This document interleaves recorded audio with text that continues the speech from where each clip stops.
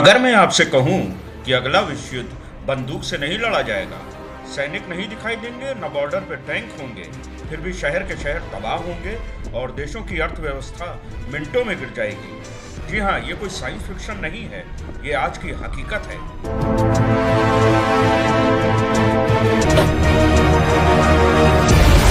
World war to में दुनिया ने देखा टैंक, बम और लाखों सैनिक, लेकिन आज युद्ध का मैदान बदल चुका है। अब लड़ाई जमीन पर कम और डाटा, नेटवर्क और मशीनों के बीच ज्यादा हो रही है। एक रिपोर्ट के अनुसार आधुनिक युद्धों में 7% से ज्यादा ऑपरेशन अब डिजिटल या रिमोट टेक्नोलॉजी से होते हैं।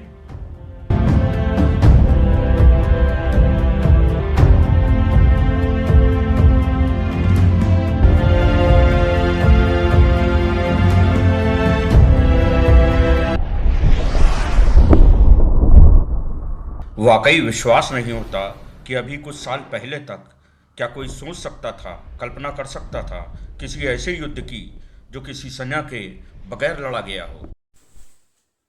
अगर आज होने वाले युद्धों की बात करें तो स्पष्ट रूप से युद्ध का क्षेत्र और दायरा अत्यंत विस्तृत हुआ है।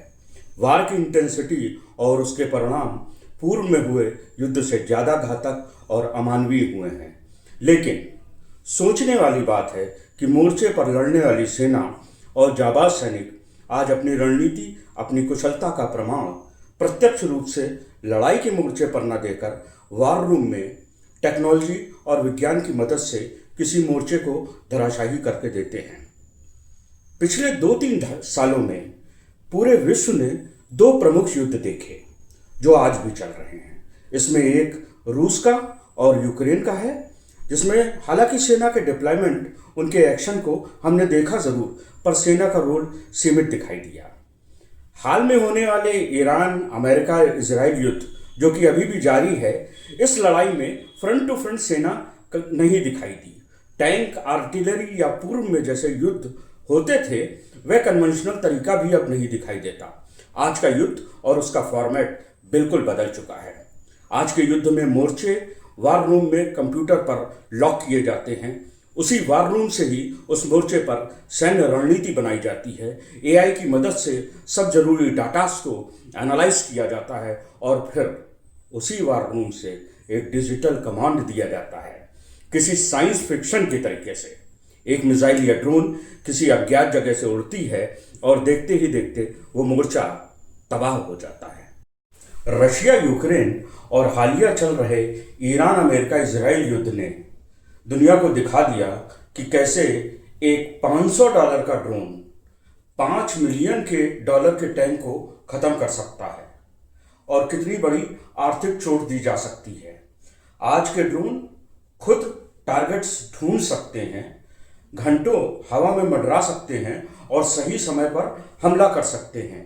इन्हें कहते हैं लॉयटरिंग म्यूनिशंस, यानी ऐसे हथियार जो खुद शिकार करते हैं। अब सवाल यह है कि कौन ज्यादा ताकतवर है। सवाल यह है कि किसके पास ज्यादा स्मार्ट मशीनें हैं। अब युद्ध में सबसे खतरनाक चीज है आर्टिफिशियल इंटेलिजेंस। एआई अब चेहरा पहचान सकता है, दुश्मन और नागरिक में फर्क कर सकता है और सेकंडों में अटैक का फैसला भी ले सकता है।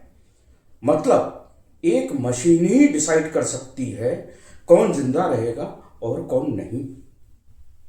This is the most fatal thing. ये ह्यूमन एरर को तो खत्म करता है, नो डाउट, पर जरा ये भी तो सोचिए कि अगर किसी समय ये एआई ही गलत हो गया तो तबाही भी तो उसी स्पीड से होगी।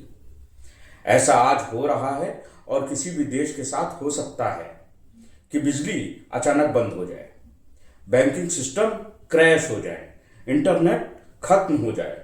ये सब बिना एक भी गोली चलाए हो सकता है।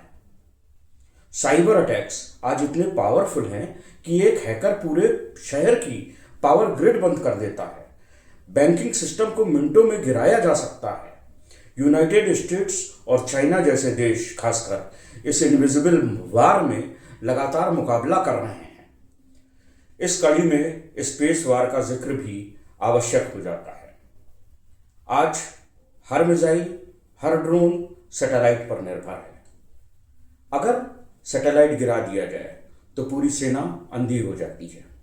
इसलिए दुनिया के बड़े बड़े देश स्पेस में भी हथियार तैयार कर रहे हैं।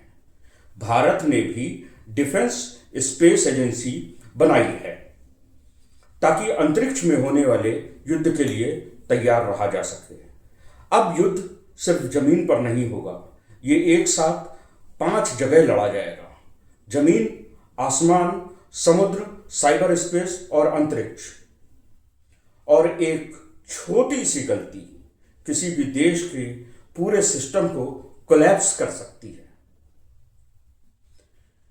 और ऐसे युद्धों की विभीषिका और परिणाम अत्यंत दुखदायी होंगे। अगला युद्ध गोलियों से नहीं, 3D से चलेगा: डेटा, ड्रोन और दिमाग। इन्हीं से चलेगा और शायद इन्हीं से जीता जाएगा। मेरा अपना मानना है, ये युद्ध न जीतता है न कोई हारता है। और सबसे बड़ा सवाल, जब मशीनें फैसला लेंगी तो इंसान कहाँ खड़ा होगा? कमेंट सेक्शन में अपनी राय जरूर दीजिएगा इस गंभीर विषय पे, क्योंकि दुनिया इस वक्त एक गंभीर मुहाने पे खड़ी हुई है। नमस्कार, जय हिंद।